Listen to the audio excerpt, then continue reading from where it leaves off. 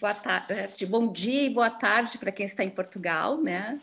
Eu sou a professora Andrea Bacchettini, da Universidade Federal de Pelotas. Estou dando as boas-vindas a todos nessa manhã, né, de conferências com a professora Marta Lorenzo, presidente da UMAC e pesquisadora do Museu de História Natural e da Ciência da Universidade de Lisboa. Nós teremos uma manhã muito agradável, primeiro essa conferência com a professora Marta e posteriormente o seminário tratando justamente de museus e coleções científicas. Então, eu queria dar as boas-vindas, né? É uma honra receber a Marta aqui na UFPEL. E estamos assim muito ansiosos pela sua fala, que vai abordar então a conservação do patrimônio cultural, da ciência e tecnologia, algumas notas. Tá? Vou fazer a apresentação, então, da Marta, para quem ainda não a conhece aqui no Brasil, mas ela é uma pessoa muito conhecida no meio internacional português e brasileiro. Já veio várias vezes ao Brasil, né? E é uma amiga muito querida dos brasileiros. Marta é pesquisadora, então, do Museu Nacional de História Natural e da Ciência da Universidade de Lisboa, desde 2006, tendo assumido o cargo de diretora em 2019. Possui formação em base em Física pela Universidade de Lisboa, mestrado em Museologia pela Universidade Nova de Lisboa e doutorado em Museologia e História Técnica pelo Conservatório Nacional de Artes e Ofícios de Paris. Tem extensa obra publicada nos domínios do patrimônio cultural das universidades, do patrimônio científico, história dos museus e coleções científicas, que são igualmente os seus domínios preferenciais na orientação dos alunos e projetos de investigação nacionais e internacionais. Coordenou o levantamento do patrimônio cultural da Universidade de Lisboa em 2010, 2011, 2015 e 2016, ambos publicados. É coordenadora nacional do PRISC, Infraestrutura Portuguesa de Investigação de Coleções Científicas. Tem integrado diferentes organizações nacionais e internacionais de museus, de história da ciência, participando, então, do Universum, rede acadêmica europeia do patrimônio, e também da Comissão de Instrumentos da União Internacional para a História e Filosofia da Ciência. Participa também da Comissão Nacional Portuguesa do ICOM e atualmente é presidente do Comitê Internacional do ICOM para Museus e Coleções Universitárias, ou MAC.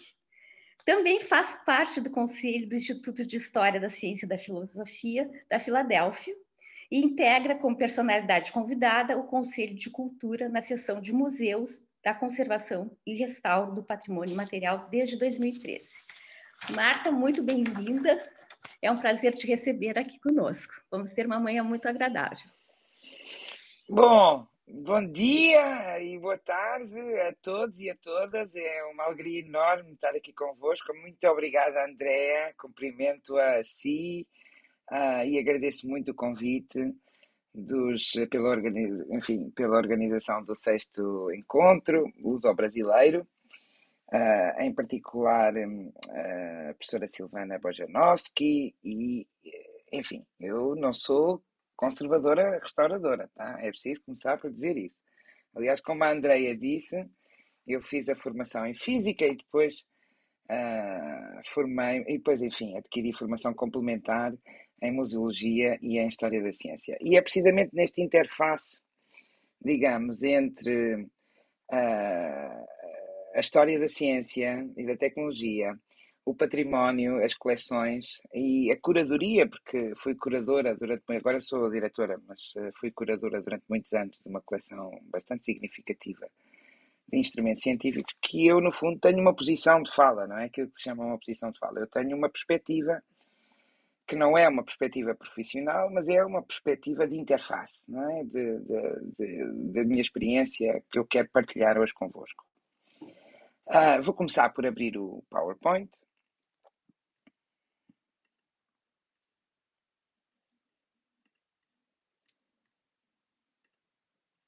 Ora.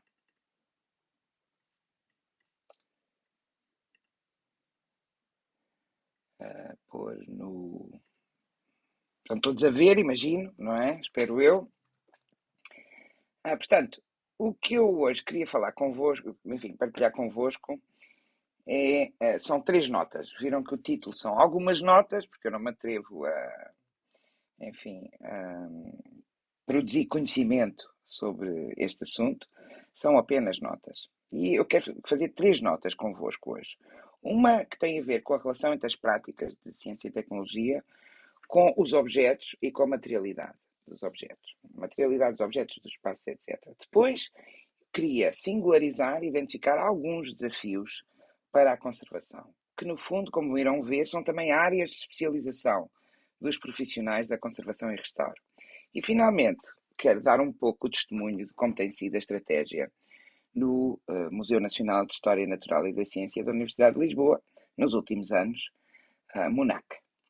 Portanto, a primeira coisa que eu vou falar um bocadinho, só para, enfim, percebermos as dinâmicas, porque isto tem imensas implicações com a conservação e restauro, que relações são essas?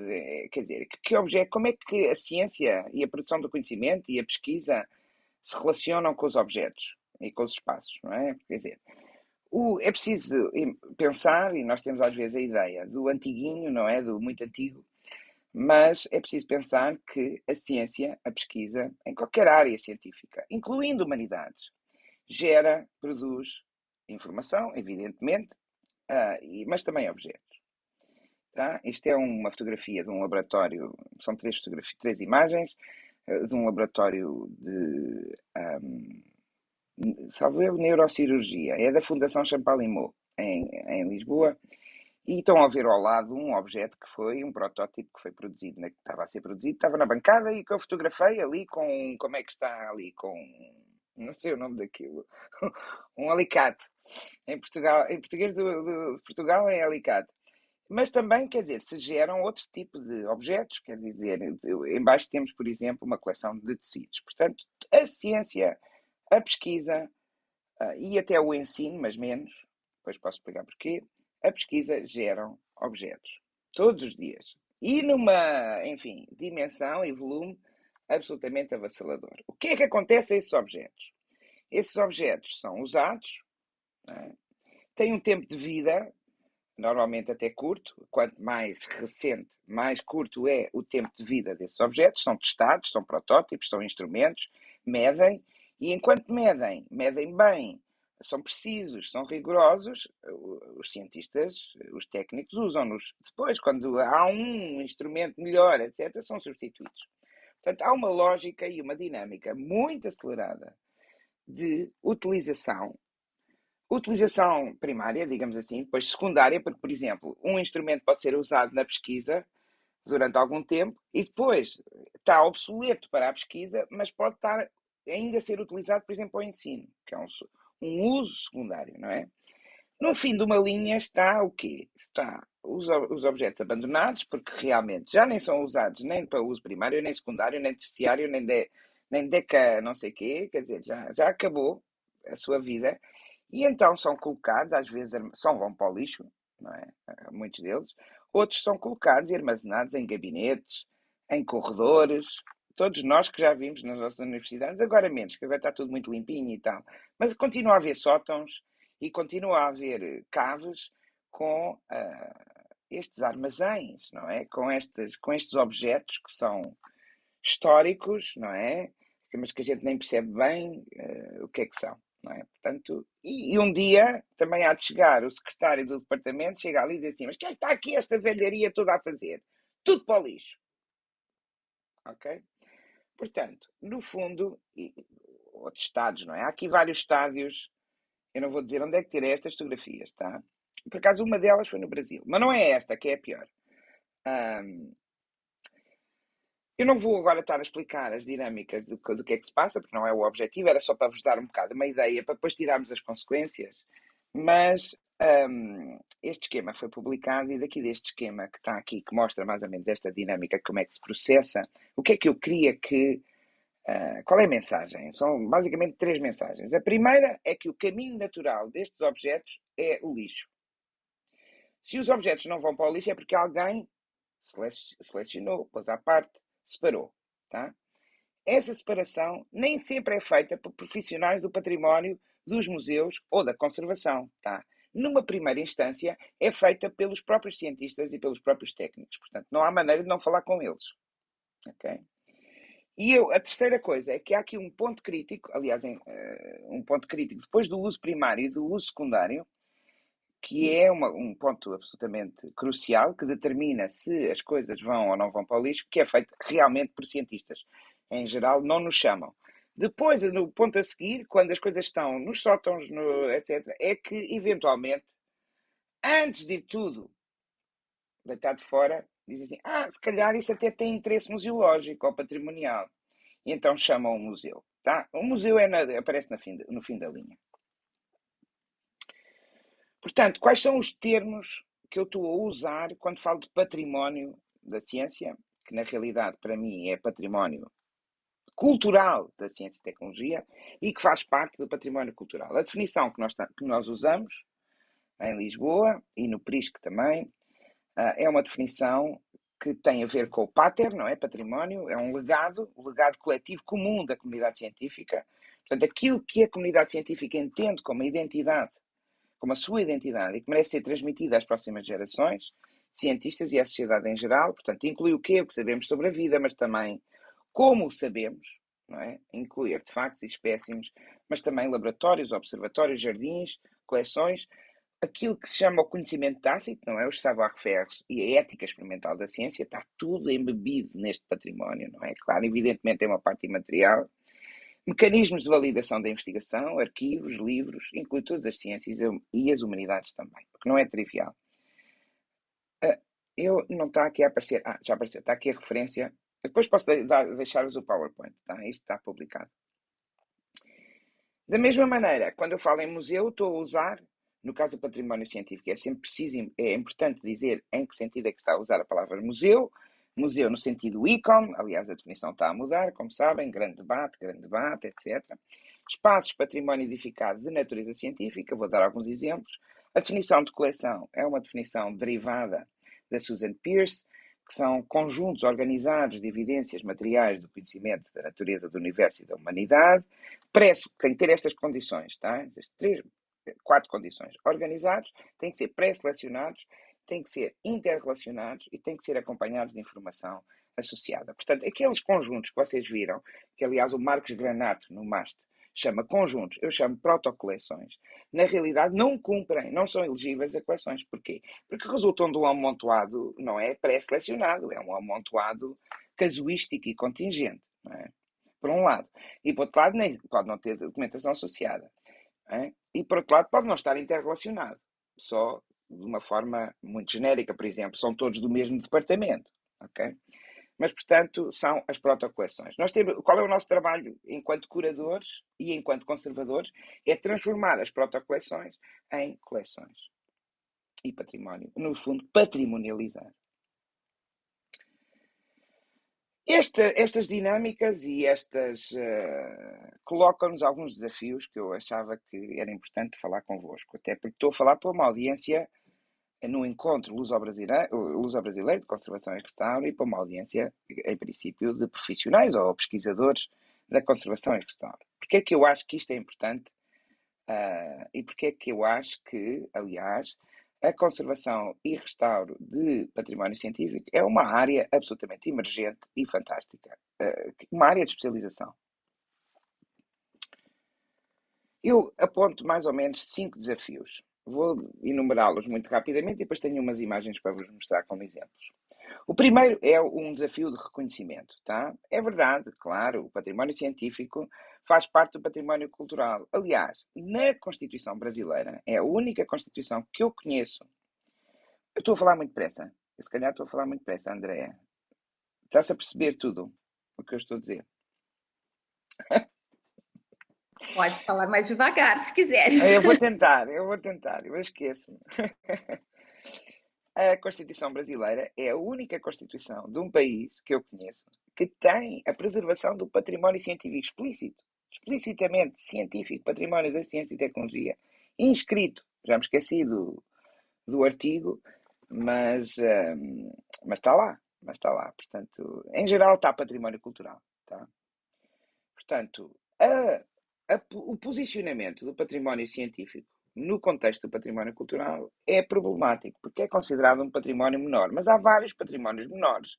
Não é por aí, tá? Não é por aí que vem uma singularidade do património científico. O património industrial também é considerado um património menor. Dentro do industrial é o ferroviário, por exemplo, sei lá.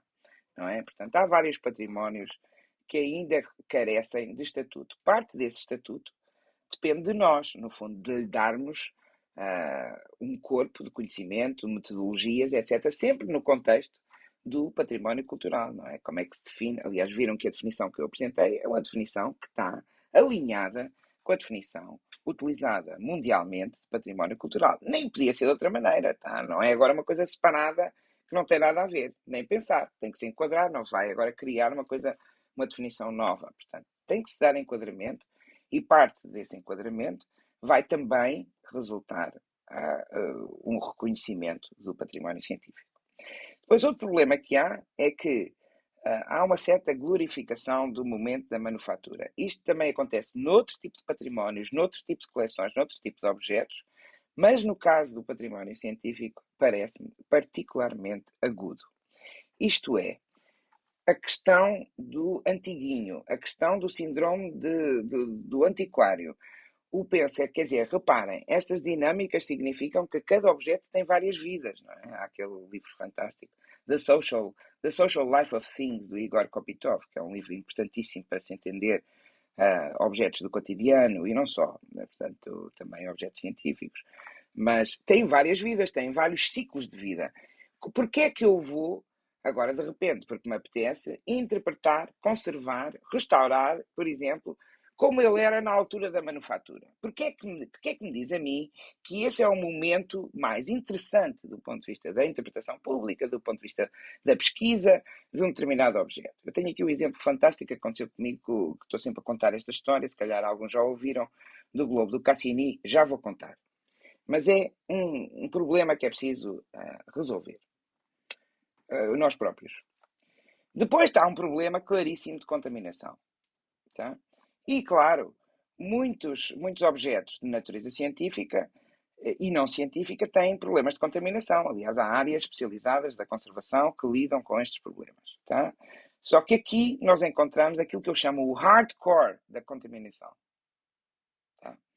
Que são questões de contaminação radioativa, por exemplo, e questões nas coleções de medicina, no património associado às dinâmicas e às práticas da medicina e da saúde, a contaminação bacteriológica e virológica. Portanto, isto é um problema sério. Se vocês pensarem que a física nuclear e atómica tem desenvolvimentos nos anos 30 e 40, mas só nos anos 60 é que na realidade existiram normas a proibir as pessoas, não é? Enfim, a dizer que não pode, que não sei quê, que tudo aquilo que é uma faculdade de ciências com um departamento de física ou de química que funcionasse neste período de janela tem material potencialmente contaminado.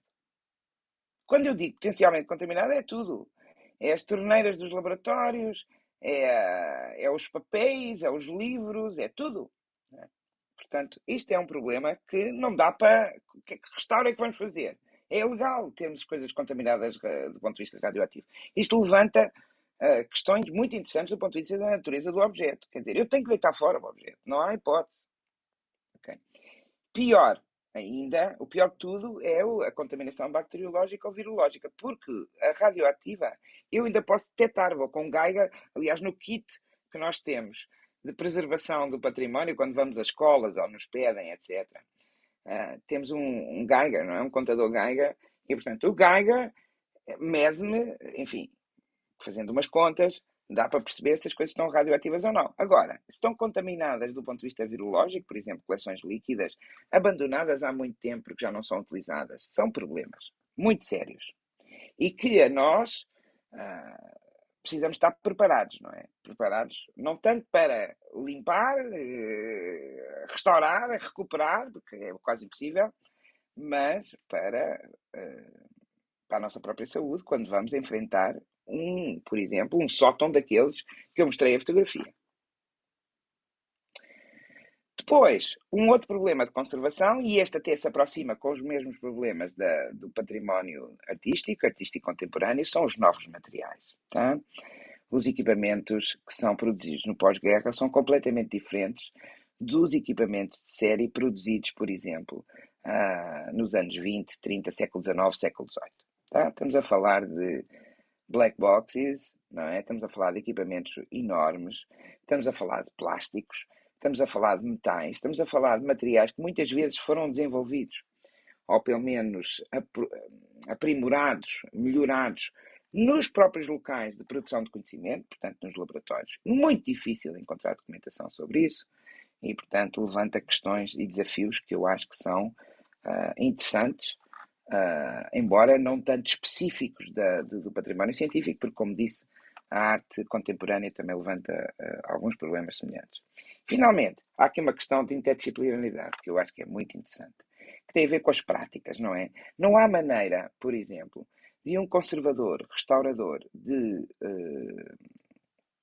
um artefacto histórico ou científico não falar com o curador, ou não falar até mais atrás, não é? Com o cientista ou com o técnico que desenvolveu o objeto. Muitas vezes está muito afastado no tempo, mas quer dizer, não há maneira de trabalhar sozinho aqui. Não é possível. Não é verdadeiramente possível. E dentro deste problema da interdisciplinaridade, um subproblema que me parece particularmente interessante é o da taxidermia, porque são coleções científicas também.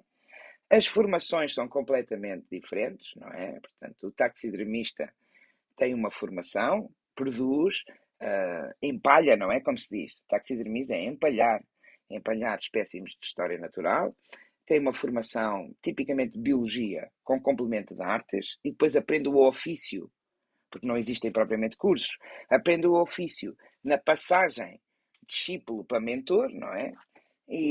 Mas o problema é que muitas vezes os taxidermistas são chamados a fazer restauros, por exemplo, de animais taxidermizados. E, portanto, como é que é esta ligação? Como é que se faz a ligação com a conservação? Por outro lado, a conservação depois não tem, ou tem menos profissionais treinados. A questão dos materiais, das técnicas de taxidermia, há todo aqui um campo absolutamente fascinante de interpenetração de práticas e de éticas de conservação e de restauro. Prometi-vos que ia contar a história do Cassini para dar o exemplo do antiguinho, do que antigo é que é bom, o original é que é bom, o autêntico é que é bom, não é? Eu sei, ouçam, vocês não ralhem comigo, não encham o chat a dizer que agora já não é nada assim, ninguém fala em autêntico e as camadas são respeitadas, etc. Nos instrumentos científicos, muitas vezes não são. Os próprios conservadores restauradores, e agora vou provocar-vos, os próprios conservadores restauradores, muitas vezes têm uma perspectiva, se for um pano de altar ou um quadro, uma pintura do século XVIII, mas quando é um instrumento científico, por exemplo, um globo, tem uma perspectiva diferente. E lá vem o antiguinho, tá? Portanto, o que é que aconteceu?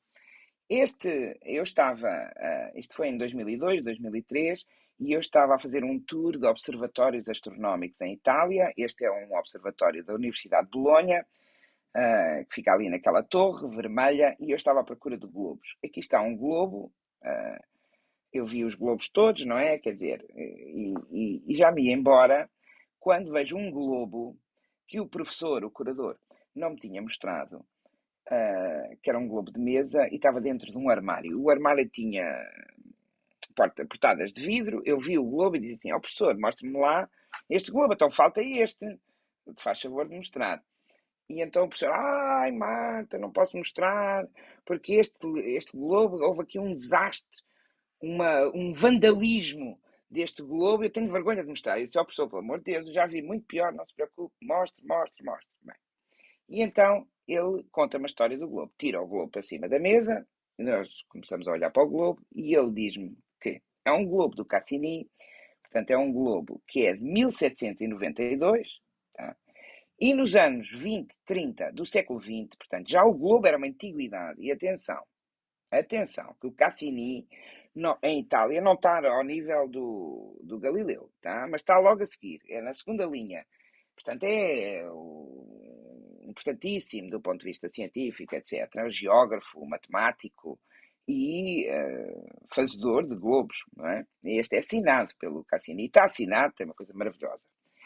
Mas há um professor que se chamava D'Arturo, que nos anos 30 do século XX pega no globo do Cassini, tá? Pega no globo do Cassini, estava a fazer um estudo, que agora não vale a pena entrar em detalhes, mas estava a fazer um estudo que relacionava as nebulosas, hoje nós chamamos galáxias, as nebulosas, a relação com a forma das galáxias, se são redondas, se são espiral, se são não sei o quê, e a sua distribuição na esfera celeste.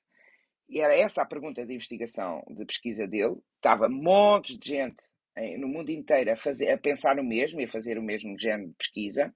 E então ele pega no globo do Cassini, que já tinha 200 e tal anos nessa altura, atenção, e cola confetis, ok, em cima do globo.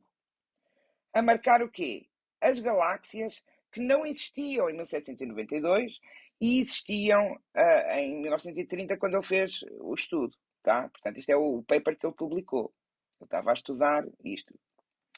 Agora, aqui está. Não se vê muito bem, porque eu, na altura, fiquei tão chocado e disse, mas como é possível?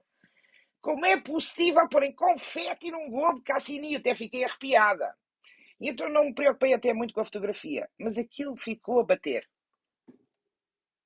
Mas estão ali os confetes. Se vocês verem aqui, olhem ali, olhem ali. Uma aqui, um confete vermelhinho. Outros confetes aqui. 2. Outro aqui. Estes confetes, eles próprios já têm, quando eu os vi, já tinham 70 anos, não é? Que isto aconteceu nos anos 30. Mas eu vim para Lisboa e ficou a bater. E depois pensei assim, desculpa lá. E ele disse-me, está aqui à espera da gente ter dinheiro para restaurar.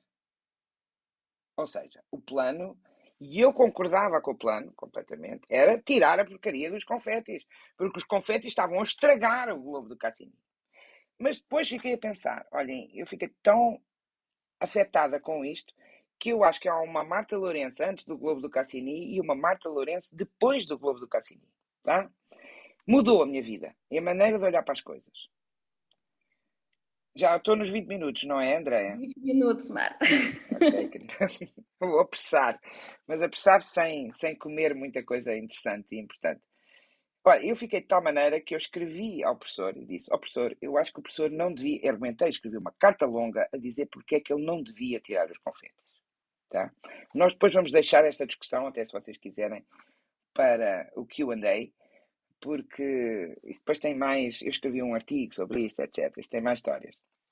Mas pronto, mas quer dizer, ou seja, reparem, há 2 ciclos de vida do globo. Um é o ciclo de vida propriamente dito, até se calhar há mais. Estes são aqueles que a gente tem evidência material. E depois há a fase de Arturo, nos anos 30. Portanto, o globo até se devia chamar Cassini de Arturo, que foi o que eu sugeri ao professor na altura. Tá? Portanto, isto é um exemplo de como nós próprios estamos mentalmente condicionados para pensar no autêntico, no original, que nos instrumentos científicos e, em geral, na artificiália, corresponde ao momento da manufatura. Nós temos que combater isto. Eu próprio tenho que combater isto diariamente. Tá? Exemplos de contaminação, que eu tinha falado. Isto agora são exemplos daqueles desafios que eu apontei.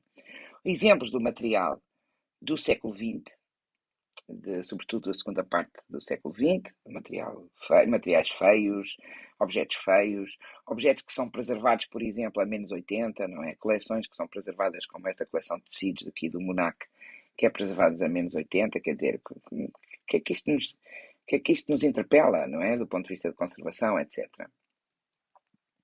As práticas, não é? A interpenetração dos makers, não é? Das pessoas que fazem e que produzem e fazem a manufatura, e depois nós, os curadores, os conservadores, os museólogos, etc. E aqui é uma fotografia que eu gosto imenso, porque é uma conservadora, restauradora nossa, que é a Laura Moura, a trabalhar com o nosso taxidermista, que é o Pedro Andrade, que está de preto, a trabalharem ambos em conjunto no restauro. Olha, eu não sei o que é que isto é, acho que é um golfinho, não me lembro, mas é do Museu do Aquário Vasco da Gama, em Lisboa, a trabalharem os dois em conjunto, portanto, e a discutirem, não é? Fazemos isto, devemos fazer, não devemos. É muito interessante ouvi-los. Esta folha de herbário não vou falar, que não vale a pena, tenho que me despachar. E agora vamos ao nosso museu. Portanto, o museu que eu agora tenho a felicidade, a alegria e a responsabilidade, e às vezes as arrelias de ser diretora, foi criado em 2011 pela fusão de dois museus que já existiam. O Museu Nacional de História Natural, cujas coleções têm origens no século XVIII, nas coleções reais, e o Museu de Ciência, que é criado em 1985. Depois, em 2012, herdámos o Observatório Astronómico de Lisboa e o Instituto, as coleções e os espaços, alguns, do Instituto de Investigação Científica Tropical, em 2015, que são as maiores coleções coloniais portuguesas. Coloniais, não brasileiras, coloniais, século XIX em diante. Portanto, nós temos cerca, desculpem estar em inglês, esqueci-me de mudar, nós temos cerca de, antes Covid, cerca de 200 mil visitantes por ano, e estamos localizados em 3 polos da cidade. Okay? Estão ali as 3 bolinhas pretas, é onde nós estamos. Isto é logo um problema do ponto de vista de gestão, etc. Mas esta nossa conversa não vai por aí. Um polo na ajuda, que é o Observatório Astronómico de Lisboa, um polo em Belém, que é o Jardim Botânico Tropical, e um polo no Príncipe Real, que é um museu e um outro jardim botânico. O observatório, isto é muito rápido, vou só mostrar para vocês. Os que conhecem já, pronto, ficam com a referência. Os que não conhecem, ficam com uma ideia da diversidade do Jardim Botânico Tropical, que é de 1906, tem um palácio renascentista, o museu, muitas imagens do museu, isto fica no meio de Lisboa, não é? Aliás, todos eles ficam no meio de Lisboa, mas este é o mais meio, que é no Príncipe Real, ao pé da Baixa, do Bairro Alto, etc. Este é o edifício, o Jardim Botânico. Um outro observatório astronómico, portanto, temos 2, não é um, é 2 observatórios astronómicos, um de ensino e um observatório nacional, um laboratório químico, e de resto foi quando do restauro deste laboratório químico que eu me passei a dar conta, portanto, também não foi no Globo de Cassini, foi antes, em 2007, não, 98, é que em 1998 é que eu me comecei a dar conta destes problemas do património científico e da conservação. Coleção de instrumentos científicos, nossa, coleção de madeiras, xiloteca, coleção de ilustração científica, mais ilustração científica e uma folha de herbário de um cogumelo, fantástico. São coisas fantásticas que nós temos. Coleção de sedimentologia, de areias, coleção de peixes, importante. Coleção de modelos de ensino, coleção de sementes, mais sementes. Algas, isto parece uma arte contemporânea, tá? É lindo morrer, é um herbário de algas.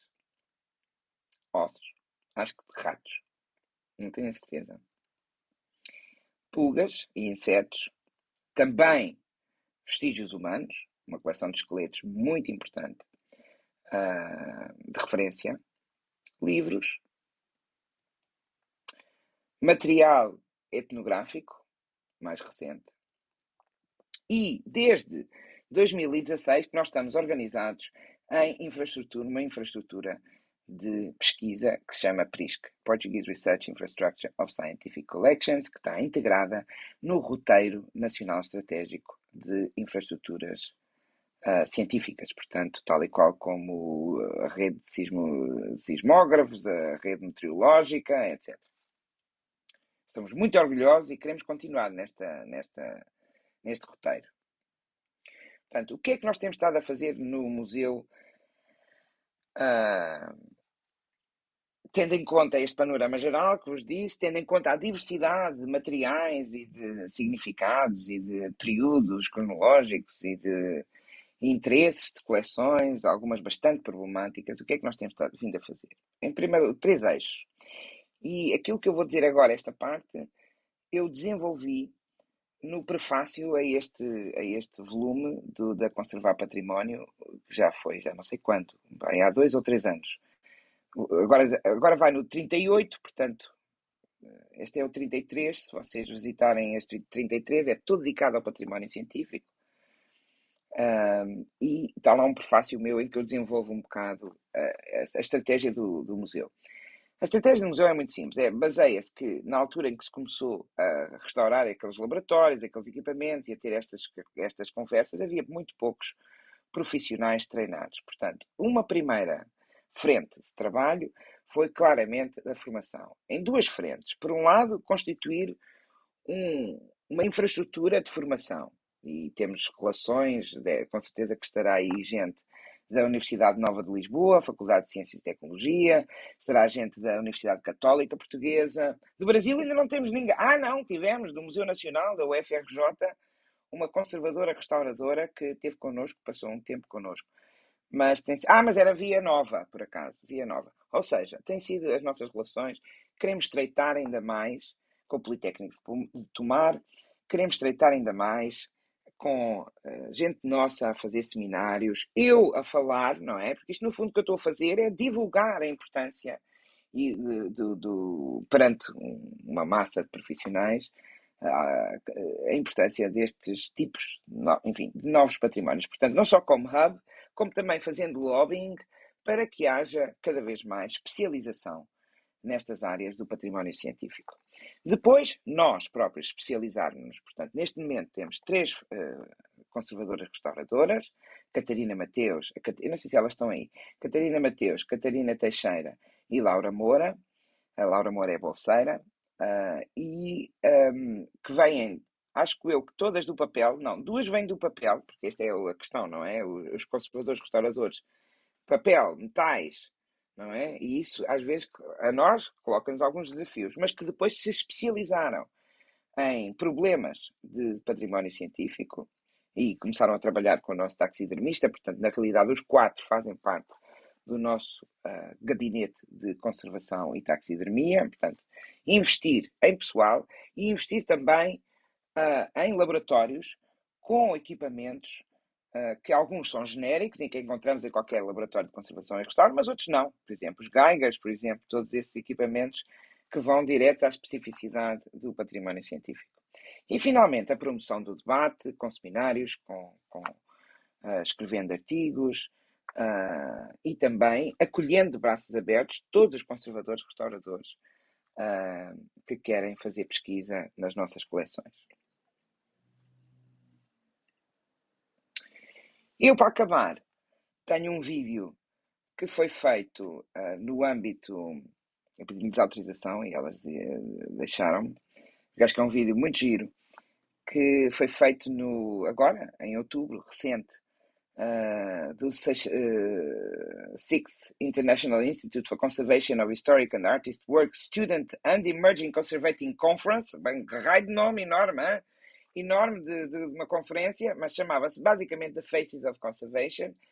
E desse documentário, dos videozinhos pequeninos, foi feito com várias pessoas, dos videozinhos pequeninos debruçou-se sobre nós. Portanto, eu vou agora parar de partilhar e vou partilhar o vídeo.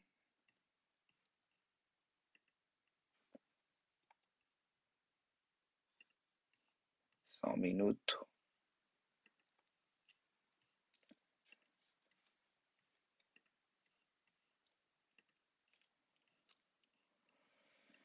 E a Andrea agora vai-me fazer o favor de dizer se está a ouvir, o que significa... Todos ouvem? Ok. E todos veem. Vamos a isso.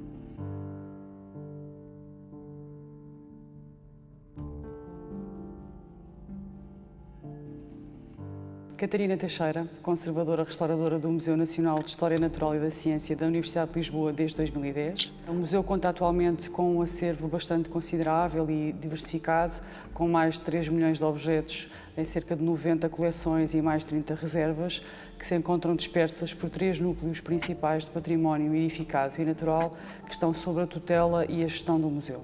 Este acervo bastante diversificado encontra-se em coleções de História da Ciência e da Medicina, mas também numa panóplia bastante diversificada de coleções de História Natural, onde acrescem igualmente coleções de desenhos, livro antigo, arquivos históricos e bibliotecas. Pela sua dimensão, representa desafios diários à equipa de conservação e restauro, sendo que pela dimensão e pela variedade de materiais, a conservação preventiva acaba por ser a tarefa mais predominante do nosso dia-a-dia aqui no museu. A equipa de conservação e restauro é composta atualmente por 3 técnicas superiores de conservação e restauro, cuja a sua formação e experiência de base derivam dos bens etnográficos, documentos gráficos e fotografia.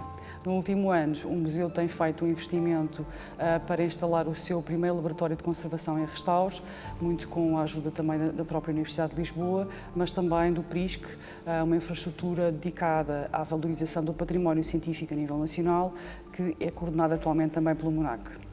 O museu tem-se destacado também nos últimos anos pela sensibilização para a preservação do património científico e, sobretudo, em 2 eixos, sendo o primeiro destinado a todas as instituições que, não sendo museu, contactam-nos com frequência para apoio nas práticas básicas de preservação das suas próprias coleções científicas, mas também num segundo eixo que é fundamental para a missão do nosso museu, que tem a ver com a formação de jovens conservadores, restauradores, que recebemos cada vez com mais frequência e que são oriundos dos principais cursos superiores de conservação e restauro a nível nacional, que nos procuram para realizar os seus estágios de licenciatura e de mestrado, mas também já começamos a ser muito procurados por estágios que vêm através do programa Erasmus, essencialmente de países como Espanha e Itália. O trabalho que vamos ver hoje aqui dentro da Reserva Visitável de Química espelha exatamente este trabalho minucioso e sistemático que está a ser desenvolvido por uma das nossas estagiárias Erasmus, que integra todo o trabalho de verificação do estado de conservação e de melhoria do acondicionamento dos objetos, que é um trabalho diário da nossa rotina de conservação no museu.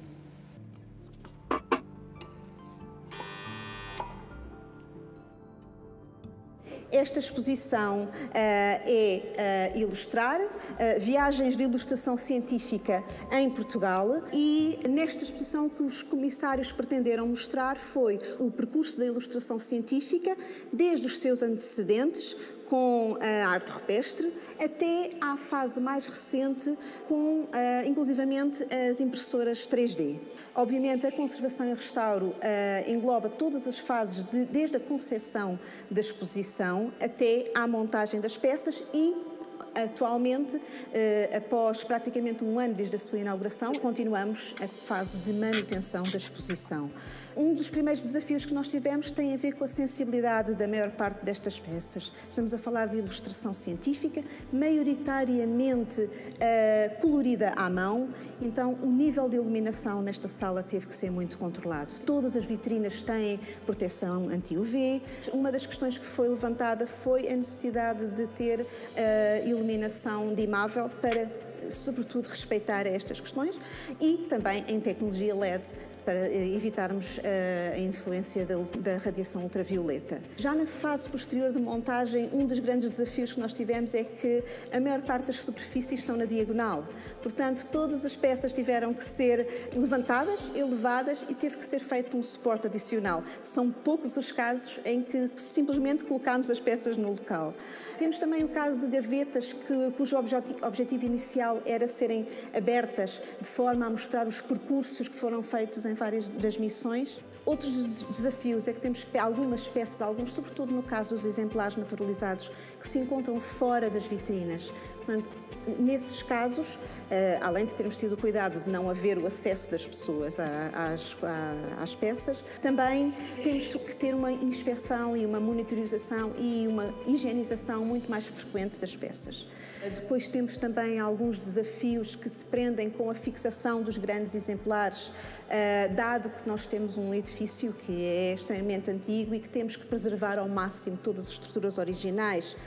Não foram feitas perfurações adicionais no teto, todas as perfurações que existiam foram as que foram utilizadas. E depois também é interessante vermos que também na fixação dos exemplares naturalizados, a experiência que tínhamos em exposições anteriores, por exemplo, a exposição que temos, a SPSérie, também com as coleções de História Natural, foi uma primeira tentativa e uma primeira experiência para a montagem, e aqui conseguimos pegar nessa experiência. Temos os casos das aves em charuto, cuja fixação é feita com base de uma linha de algodão. Portanto, muito do trabalho, e foi individual, peça a peça, foi no sistema de termos um bom sistema de fixação, e ainda agora numa inspeção de monitorização, detectei que uma das peças tem que ser revista, que tem que se voltar a colocar.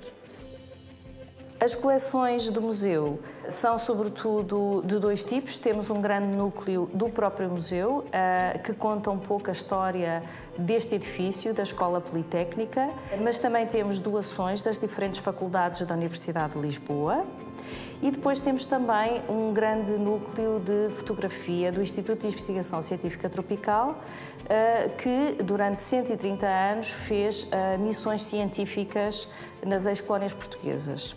Portanto, os tipos de fotografia são muito distintos, percorrem quase toda a história da fotografia do século XX e temos casos de conservação muito complexos. Focamos-nos na conservação preventiva, nos reacondicionamentos, no controle ambiental, de forma a fazer uma ação mais global a estas coleções.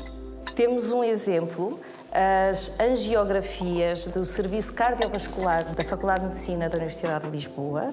São as primeiras angiografias feitas em Portugal, que eram feitas em películas de acetato de celulose e algumas em nitrato de celulose ainda, que são plásticos muito instáveis quimicamente e, portanto, criam estas bolhas, estes canais, libertam ácido acético e esta deterioração, que é intrínseca do próprio plástico, é potenciada com os valores de umidade relativa e temperatura elevados.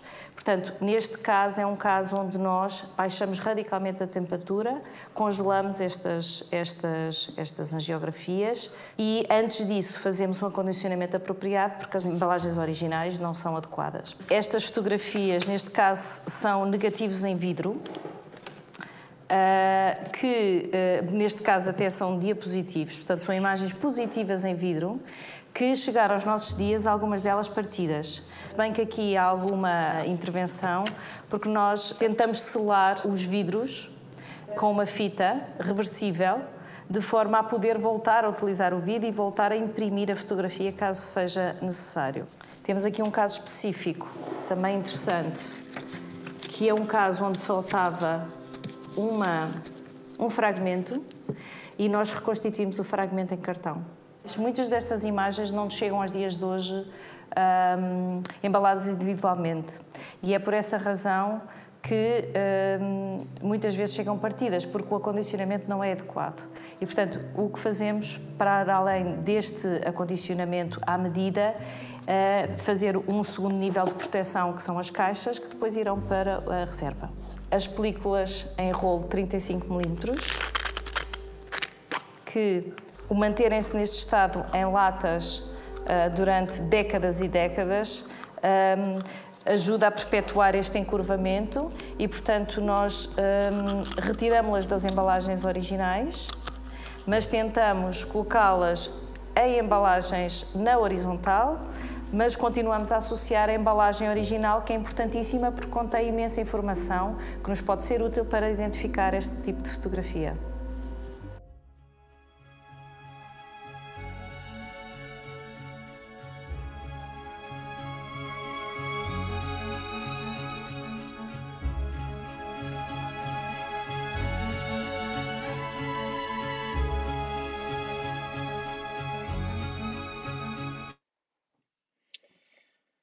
Pronto, eu acho que deu uma ideia, no fundo, portanto, primeira parte eu um pouco mais levantando as pontas mais vastas, elas com as práticas do dia a dia, acho que deu uma ideia, eu tenho muito orgulho no trabalho que temos vindo a fazer, acho que somos fantásticos e somos um espaço aberto a quem quiser vir pesquisar, aprender, especializar-se, etc. Muito obrigado a todos.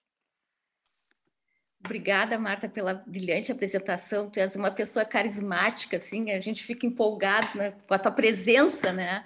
E eu acho que é estimulador, assim, para nós, ainda mais com diferenças tão grandes de um museu. A gente tem na Universidade Federal de Pelotas museus de história de ciências naturais, com os problemas muito semelhantes, né? Eu tenho algumas perguntas, vou abrir aqui, o público pode fazer as perguntas pelo question Acer aqui no teclado, né, apertar, e temos uma pergunta então da Darlene. Professora Marta, existe a possibilidade de receber alunos brasileiros para realizar estágios durante o nosso período de férias, dezembro, janeiro ou janeiro e fevereiro? Os alunos aproveitando a oportunidade. Sim, teoricamente sim. Depois tínhamos que ver as partes práticas. Eu acho que é mais caro, fica mais caro e nós não temos muitos recursos. Por exemplo, nós não oferecemos bolsas. Este Erasmus é um programa da União Europeia e, portanto, permite a mobilidade de estudantes entre diferentes universidades europeias. Mas escrevam-me. Eu vou deixar aqui no chat o meu e-mail. Inscrevam-me e vamos ver, quem sabe, não é? Que se pode encontrar, talvez, financiamento. Andreia, está a mute. Se atrapalha, tecnologia, a gente se atrapalha com os botõezinhos aqui. Bem, Marta, fazendo o link, então, com o vídeo que tu apresentou as Faces da Conservação, amanhã à tarde, às 16h30, já convido a todos, né, para participarem. A gente vai ter um painel justamente falando desse evento. A mediação vai ser da Maria Conceição Casanova, com a participação de alguns alunos brasileiros e portugueses que participaram desse evento. Então, todos convidados, estão na nossa programação. Então, amanhã... Acho que foi fantástico. Elas disseram que foi fantástico este encontro. Então, e a Nova foi quem organizou. Um pouco do que foi apresentado. E também temos outras perguntas. A Yaciara Froner, parabéns, Marta, pela palestra. Gostaria de saber como você vê a questão transversal sobre a sustentabilidade e mudanças climáticas em relação às coleções científicas. Excelente pergunta e difícil de responder, não é? Em geral, eu acho que todos os museus têm um papel, não só os científicos. Claro que os museus de tipo científico, têm um papel, até porque têm evidências materiais, não é? Das próprias alterações climáticas, por exemplo, naquelas coleções de geologia, não é? Nos ice cores, não é? Aqueles tubos de gelo, não é? Que têm marcadas as diferentes fases climáticas da Terra e, portanto, existem evidências materiais, provas da evolução da história da Terra em museus de natureza científica, mas os desafios da contemporaneidade são de tal maneira grandes e envolvem de tal maneira tantas áreas do saber e mais, preocupam de tal maneira os cidadãos que não há museu que possa ficar propriamente pensar que não é nada com ele, não é? Há uma primeira parte que é nós próprios sermos sustentáveis e usarmos materiais sustentáveis e a conservação, embora, claro, comparado com os carros e com os barcos e com os aviões, a nossa pegada de carbono é pouco significativa em relação a isso. Mas nós devemos dar o exemplo, quer dizer, e a conservação, há muitos materiais que podem ser substituídos, por exemplo, para tornarem as nossas práticas sustentáveis, não é? E por outro lado, e sobretudo, divulgar e interpretar, pondo todas as posições em confronto, não é?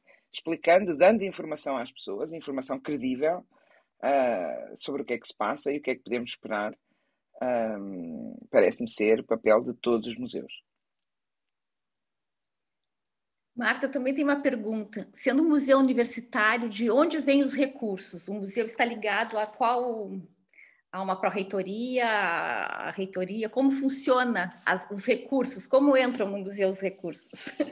Muito importante. Vocês, organizadoras, a professora Silvana, tinha-me pedido até para falar sobre museus universitários, mas eu decidi falar sobre património científico porque acho que é mais geral, engloba não só os das universidades, não é? Que têm mais do que ciências, hein? Há universidades que têm património artístico importantíssimo, têm património arquitetónico importantíssimo, não é? Portanto, mas, de qualquer maneira, engloba as universidades, mas também engloba os colégios no Brasil, ou os liceus, antigos liceus em Portugal, as escolas, os hospitais académicos, portanto, o problema, e todo ele é órfão. Porquê? Porque tem uma instituição de tutela, um Ministério de Tutela, que não é a cultura. E, portanto, ou seja, instituições cuja primeira missão não é preservação do património, nem nunca será. A Universidade de Lisboa nunca virará, de repente, agora de repente deixa de ser uma instituição de ensino e de pesquisa e passa a ser uma instituição de preservação do património, mas nem pensar, nem nós queríamos, não é? Nós temos muito orgulho em pertencer à Universidade de Lisboa, mas reconheço que a questão do financiamento é importante e nós temos que procurar financiamento alternativo. A Universidade, nos últimos anos, tem investido imenso na infraestrutura de conservação, nas nossas coleções, e com a ajuda desse PRISC, desta infraestrutura, não é? Também temos conseguido algum financiamento. Mas não chega, e estamos sempre na corda bamba. Do ponto de vista da pró-reitoria, nós não temos um pró-reitor ou um vice-reitor de tutela, digamos assim, dentro da universidade, e o diretor ou a diretora, neste caso eu, respondo diretamente ao professor Luís Ferreira, que é o atual reitor da Universidade de Lisboa. Obrigada, Marta. Temos mais uma pergunta aqui da Olga. Gostaria de saber da professora Marta o ponto de vista dela, como se vê a questão da conservação preventiva, trabalhando nos museus portugueses sobre o controle de temperatura e umidade nos acervos científicos. Excelente pergunta. Se calhar não sou a melhor pessoa para responder. Qualquer uma das minhas, as duas Catarinas ou a Laura responderiam melhor. Mas é para mim, claro, eu vou dizer uma banalidade, tá? Portanto, agora é que se percebe que eu não sou conservadora, restauradora. Eu vou dizer uma banalidade, mas é evidente que tem que se investir na parte de conservação preventiva. Aliás, como elas diziam no vídeo, não é possível. Claro que há um backlog, não é? Há imensa coisa que é preciso haver alguma intervenção. Nós temos edifícios, por exemplo, que estão em recuperação, uma estufa monumental do final do século XIX que vai ser recuperada, restaurada, e portanto aí é preciso fazer uma intervenção, mas a importância da conservação preventiva é fundamental. E no caso de um museu como o nosso, essa conservação preventiva entronca com outros setores, outras dimensões do museu, nomeadamente os museólogos, nomeadamente as pessoas que produzem as exposições e os curadores. E nem sempre estes diálogos são consensuais, não é? Às vezes há muitas tensões no seio do museu, mas eu considero que essas tensões são ótimas, são normais, são da interseção dos diferentes saberes e, portanto, cria-se um saber novo que a cada dia é atualizado e por isso é bom. Mas sim, o mais possível. Bem, a Sara tem a mão levantada, porque ia fazer alguma pergunta. Sara, pode escrever aqui no chat, no question. Eu não vejo ela pode dizer, caso não haja mais ninguém, ela pode falar. Dizer. Pode falar. Eu não a vejo. Eu acho que não a vejo. Eu também não a vejo, Karen. A Karen que botou para mim aqui, mas eu não consigo ver ela. Vamos ver aqui. Temos uma outra pergunta enquanto a Marta, enquanto a Sara faz a dela. Você atribui que o fato de um museu estar ligado à universidade ajude no perfil de atuação multidisciplinar, ao mesmo tempo em que pode agregar novas tecnologias analíticas e grupos de pesquisa da área da conservação e restauração? Absolutamente. E é por isso, quando eu estava a dizer, temos orgulho em pertencer à Universidade de Lisboa e ser um museu universitário, é precisamente porque tenho a convicção, a certeza de que era impossível, mas digo-vos, impossível, fazer o que se tem feito com esta complexidade, com esta determinação até, que nós temos vindo a fazer na área da conservação de coleções científicas nos últimos anos, se não estivéssemos numa universidade. Uma universidade sensível à questão da formação, uma universidade sensível à questão da pesquisa, não é? sensível, que adora alunos, não é? Que adora receber alunos, treinar alunos, etc. E, portanto, e que tem no seu seio todas as áreas disciplinares possíveis e imaginárias. Portanto, desde a história até aos próprios geradores de coleções, não é? As faculdades de medicina. Portanto, não só na universidade existe os geradores de coleções, como depois os curadores, os conservadores das coleções. O curso de conservação e restauro também existe na Faculdade de Belas Artes, por exemplo. Quer dizer, o museu é o espaço privilegiado para mobilizar todos estes saberes e não só os dinamizar a favor do seu próprio património e, em geral, do património científico português, mas para explicar ao público, não é? Para explicar ao público o que é que faz um museu, o que é que se faz nos bastidores do museu, porque é que a conservação é importante, porque é que preservamos património, porque é que isto é importante. Que nem sempre o público sabe, não é? Ou percebe quando te explica, não é? Marta, a gente quer te agradecer muito, né, em nome da comissão organizadora do Sexto Luso, a tua participação. Volte sempre, né? A UFPEL está de portas abertas para ti, que a gente possa se encontrar presencialmente em breve, né? E a gente tem que encerrar a sessão, porque em seguida temos um seminário, então tratando de museus e coleções universitárias, né? Então eu convido a todos a saírem da sala, retomarem a posição de transmissão e clicarem, então, no próximo seminário, que começa daqui a 10 minutinhos, tá? Dá tempo de tomar um café e alfalete, né? Não, então, eu adorei estar convosco. Eu também adorei estar convosco. Está na minha lista, quando for ao Brasil, visitar-vos, conhecer-vos, conhecer melhor o vosso trabalho. E tenho pena de não ficar para o próximo... para o que vem a seguir, tem imenso a ver, eu tenho de certeza. Aliás, até é melhor não entrar, porque vou ter tanta coisa a dizer que vou chatear tudo. Mas vai ser prazer te receber. Mas eu tenho uma palestra a seguir na Universidade de Sapiência sobre uma coisa completamente diferente, a terceira missão das universidades. Quer dizer, diferente e sem ser diferente, também é parecido. E, portanto, tenho um compromisso. Mas é um prazer enorme, realmente. Um beijinho para todos. E desejo os melhores sucessos para a continuação do encontro. Um beijinho. Muito obrigada. A gente se vê em breve.